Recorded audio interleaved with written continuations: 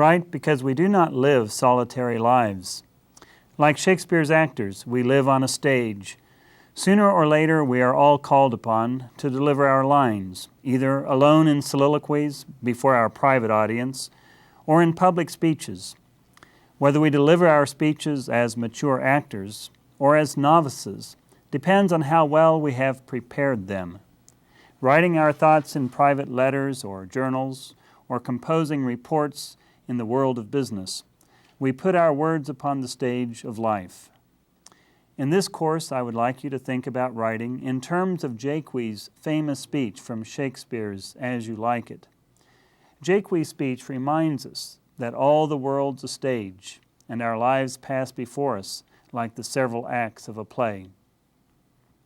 In Shakespeare's As You Like It, the good Duke Senior and his followers have been driven from the court by his dishonest brother.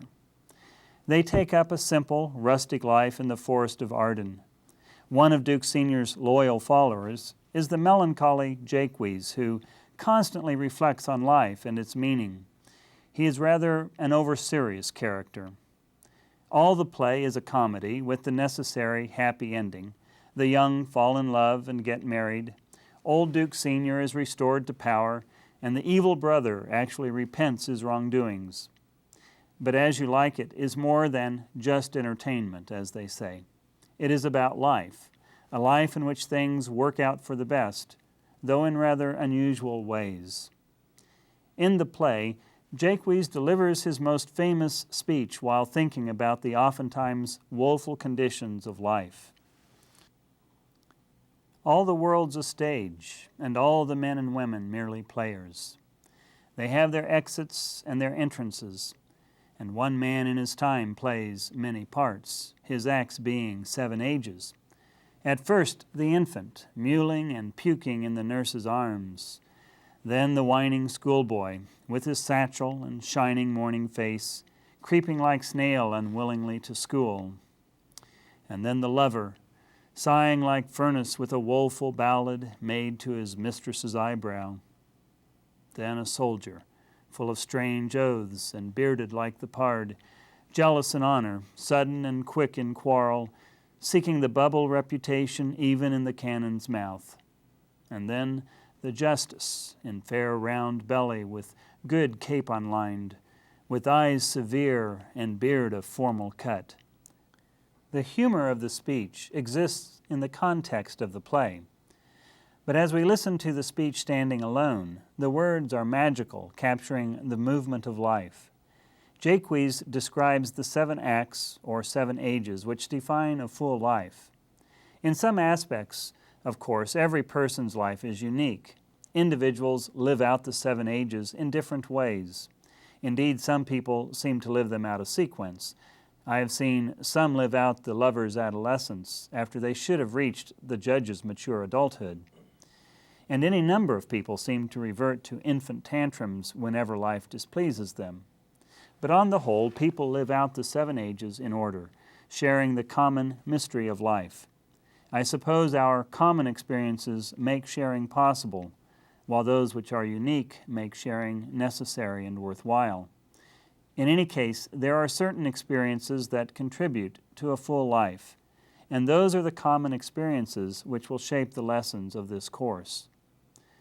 Writing is a part of our lives, and I believe by reflecting on the experience that yield a full and mature life, we can better understand what makes for mature writing. In the tradition of the liberal arts, rhetoric is the art of making the truth effective. Commonly today, rhetoric refers simply to writing and speaking effectively.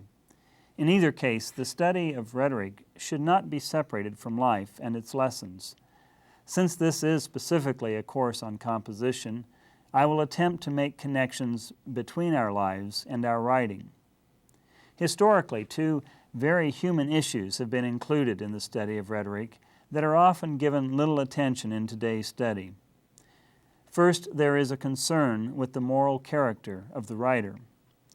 Readers have a right to consider the integrity of any author, and writers who demonstrate their integrity almost naturally find more receptive audiences, just as Cicero had before him. Quintilian, the first-century Roman rhetorician, gives emphasis to this point, stating that the good writer must first of all be a good citizen.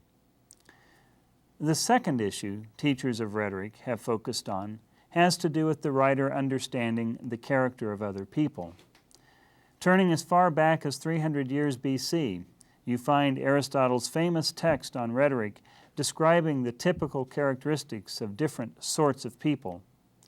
You need to understand the audience to whom you write in order to know how to appeal to them.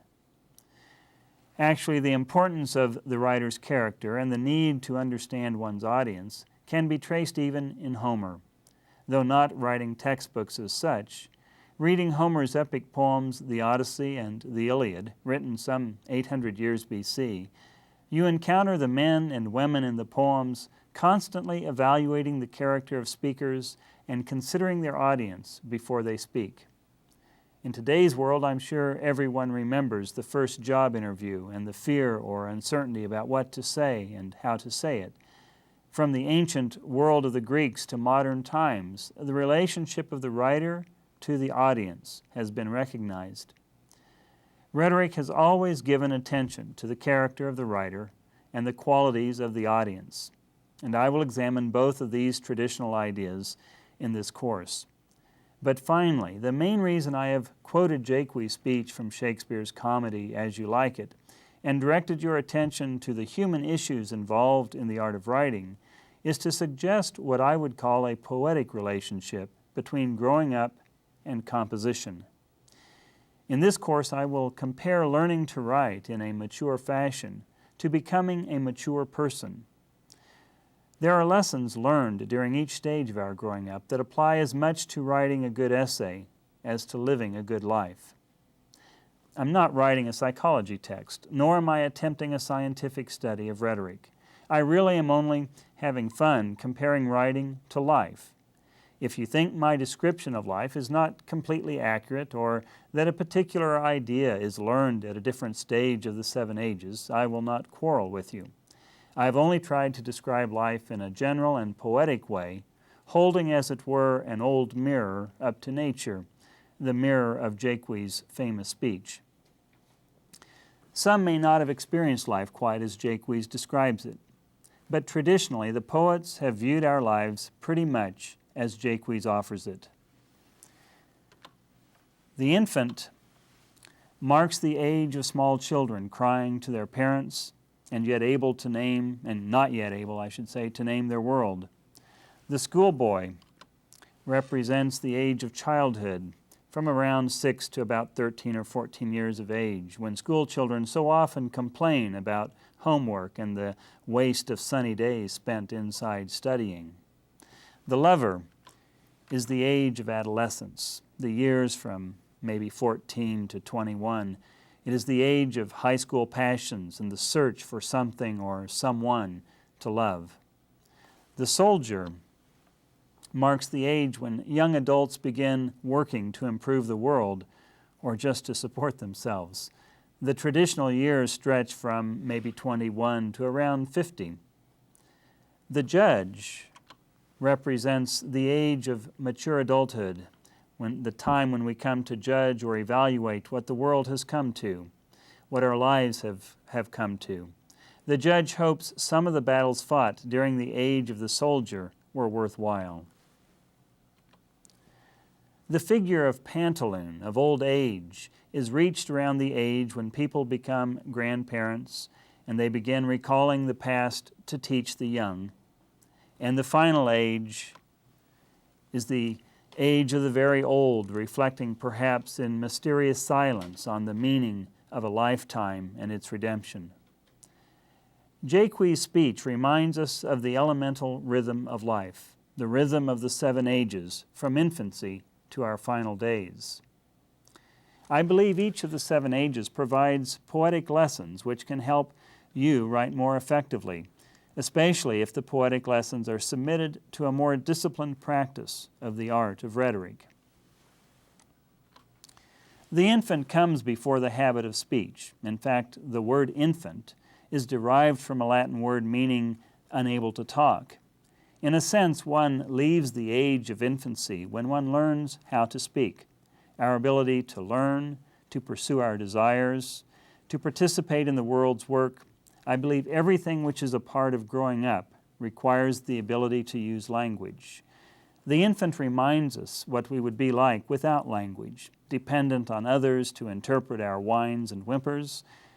Since infancy comes before language, it serves only here as a reminder. This course on composition really begins with the age of childhood. We move from infancy to the age of childhood.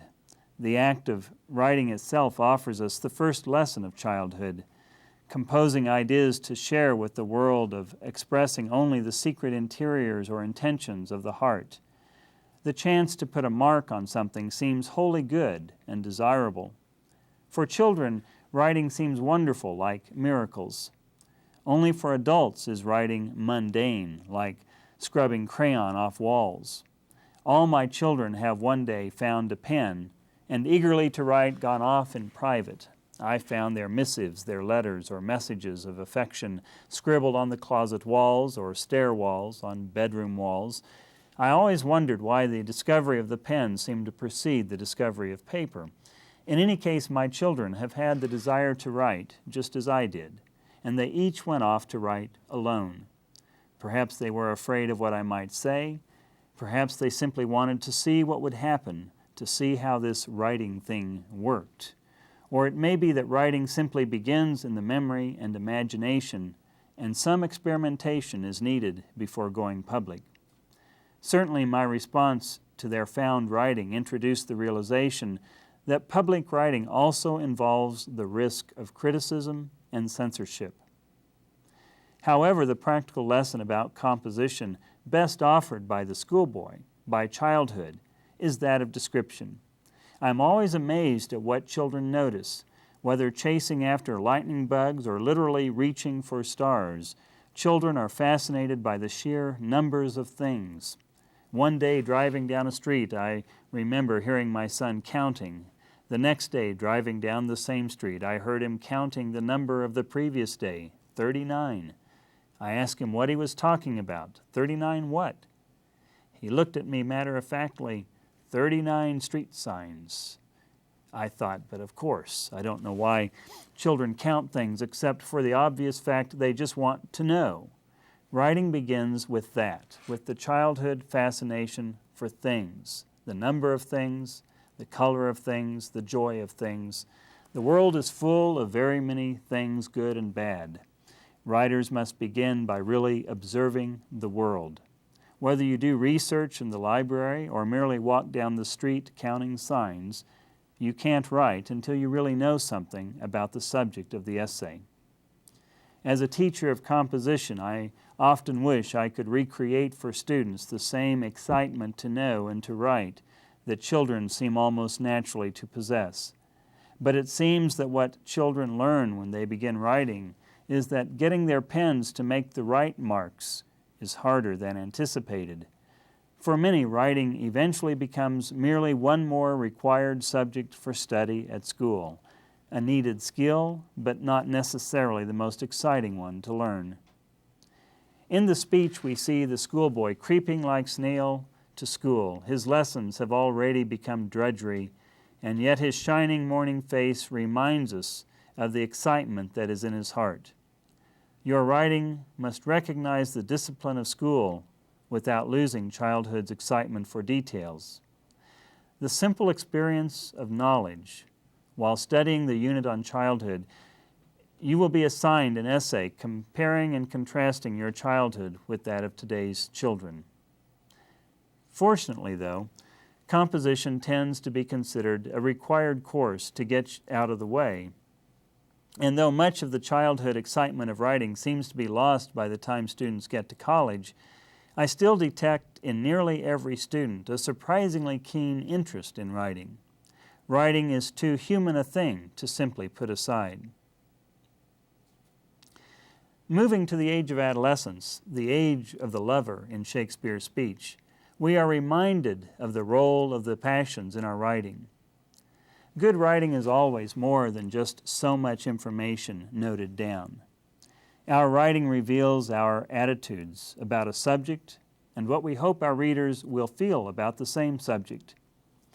I taught high school for a number of years, and I remember how love notes secretly sent from one to another received the closest attention. I watched young lovers search every line, almost every word, for a possible implied meaning. Essays are not love letters, yet everything we write does reveal something of our feeling for the subject and our understanding of the audience. Good writers consider more than just the facts of the topic when they write. As you study the unit based on adolescence, you will be asked to consider the role of the passions or the emotions in composition. You will be assigned to compose an essay examining the causes or effects of an adolescent experience. Graduating from high school or college leads one formally to the world of work. Today it seems work often sends people back to school to learn more, but according to Jacques' speech, after adolescence, we enter the age of the soldier, the young adult trying to establish a career and earn a living. I think the soldier serves to remind us of the persuasive nature of language. Generally, we write something because we want to convince others to think or act a particular way. In school, we may want only to convince others that we know what we are talking about. As young adults go about working in the world, they find they are seldom alone. Work requires ideas to be shared, that proposals be accepted and rejected. Information alone seldom accomplishes much. Studying the age of the soldier, the age of young adulthood, you will write a persuasive essay. You will study various appeals used in persuasion, as well as different patterns for organizing an argumentative or persuasive essay. The age of the judge, or mature adulthood, follows the age of the soldier. Though every age judges the meaning of daily events, the true age of the judge is relatively late in life. One must have knowledge and experience to understand the merits of a particular case. Looking back on our past, I suspect everyone could identify moments which were misunderstood due to immature knowledge or a lack of experience. Winning a game, finding a special date for the dance, earning an award at work. At one point in time, such moments can seem to hold the key to our future, to be the most critical event of a lifetime. A few years later, we may not even remember why these things mattered. The ability to put things in perspective requires a certain distance, usually achieved only over a period of time. Not all older people learn to judge life as mature adults. Yet without the experience of age, the understanding required to judge life well is rare. The age of the judge reminds us, as writers, to be honest about the limitations of our experiences. Sensible writers realize if they lack the required experience or expertise to judge a subject, they must seek the expertise of others, or through careful study and research, attempt to gain the experience needed. The age of the judge also reminds us that not everyone speaks with the same authority. Obviously, it is difficult for us to judge the experts we turn to in our efforts to make up for our own lack of knowledge. Our best course of action, however, is that which is followed by a judge. A range of information or evidence is collected and tested as carefully as possible given the limitations of the court. To practice the lessons of the judge, you will be required to do basic research in developing and supporting a documented essay. In Jacques' speech, the age of the judge is followed by a description of Pantaloon, who no longer fills out or wears out the clothes he wears. He eyes the world through his spectacles. Pantaloon offers a traditional picture of old age. In the traditional order of things, old age is a time for evaluating a life lived. It is a time to select the memories which are to be honored. The old tell stories to the young, hoping to teach them the important lessons of a life. In this course, you will not be asked to tell stories to school children. Hopefully that will happen in time without being assigned. Instead, you will be assigned to evaluate that for which the lessons of this course have prepared you. You will be asked to evaluate an essay in terms of the elements of good writing. By the end of this course, you should have matured in your understanding of writing, and you should be able to evaluate the effectiveness of a composition in terms of the lessons this course has offered you. The final age the melancholy Jaques offers in his speech on the 7 ages is described as second childishness, sans eyes, sans teeth, sans everything, without eyes, without teeth, without everything. Jaques returns us to our beginnings as he ends his speech. Such an ending is not visually charming. I hope I never lose my teeth. But this final age that ends the strange, eventful history of a lifetime also has its lessons for writers. Indeed, it may have the most important lessons of all. Endings cause us to reflect on our experiences. As we recall our memories, we are inclined to consider what those memories mean. High school graduation ceremonies are filled with speeches that attempt to explain what high school really was all about. At birthdays and anniversaries, people get out scrapbooks and try to reconstruct the meaning of all that has happened. When people retire, there are farewells offered that try to summarize the meaning of a person's career. At the end of every year, entering the new year, magazines publish articles that try to define what the outstanding qualities were for the year just completed. Jaques defines the 7th age as second childishness. His definition may apply in more ways than he probably intended. It seems that this strange history of our lives means more than we can express in a single definition. Perhaps to understand life, we do in fact have to return to the playfulness of childhood and recall the wonder of childhood and how the simplest things might bring the greatest delights. A second childishness may offer the greatest joys of all. In any case, for the final unit of the course, you will study definitions. You'll be assigned to write an essay defining some quality or attribute important to living a good life. In this course, I will make use of 2 guiding themes in an effort to improve your ability to write. First, I believe writing should make use of the experiences which life affords us in the normal order of maturity. Your writing will improve if you apply the common sense lessons of life to your compositions. Writing is first of all a human activity, and it should not be treated as something dead or mechanical. Language is always more than the formal textbook rules most people associate with it. Since composing and sharing ideas is a natural part of life, reflecting on how it occurs naturally should provide useful insights for the student writer. Just as people admire honesty in everyone they meet, so do people admire honesty in all forms of writing.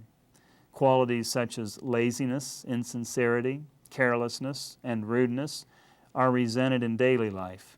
The same qualities are resented in written communications. We appreciate people who reserve their opinions for subjects they are qualified to discuss. We appreciate people who behave appropriately and who are sensitive to those around them. The virtues of polite behavior are generally the virtues that distinguish good writing.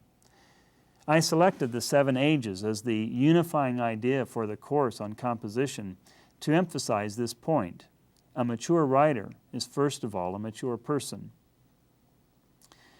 Obviously, however, many mature adults find writing a difficult task. Sometimes getting words to work effectively on paper may be as difficult for mature adults as it is for young children scribbling words on bedroom walls. This brings me to my second major theme.